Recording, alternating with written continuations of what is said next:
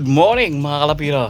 Isa naman papalang umaga dito sa atin sa Dunedin, ano? So nasa Dunedin na tayo. So nakauwi kami kahapon ng hapon ni paring Carlo. So from Ashburton bumiyahe kami pabalik dito ng almost 3.5 hours. Para kasi makapagpahinga pa, para kasi may mga pasok din the next day. Ako naka-holiday pa ako ngayon. Public holiday ngayon dito sa Dunedin. Thank you Lord, muli mo kaming ginising, no? Isang napakalaking blessing. Ayan, meron na namang lalabas na aso yata. Hindi ko pinalabas. Yun, no? Nagagalit. Hindi ko pinalalabas kasi gawa ng tawag dito, maulan. Ay, pupunasan ko na lang, palalabasin ko ba? Bahala yung mami niya kung palalabasin. Okay. So, yung mga tinos natin last time sa Timaru, nakabalik naman. Yung ibang mga ayun, lumabas na. Ayun, punasan na lang namin. Yan ang gusto niyan eh, yan ang routine niyan eh.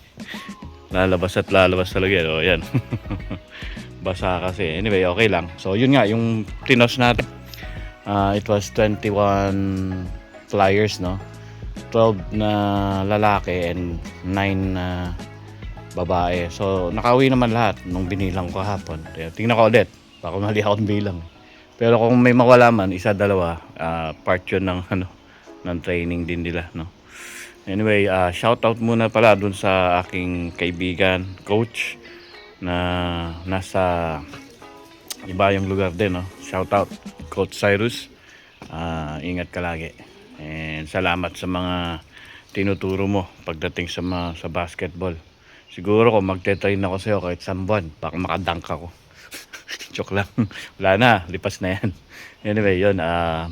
Doon sa mga pumunta sa Ashburton para sa South Island Games, no? Congratulations sa mga nanalo or hindi man nanalo, congratulations pa rin. At least nakasali kayo, no? Yan eh, yung pagsali, yun na yun eh. Yun ang purpose natin. Yung manalo, bonus na yun.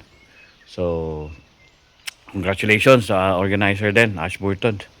So next place hindi ko ma-confirm kung Invercargill o Christchurch. So see you next year mga tol.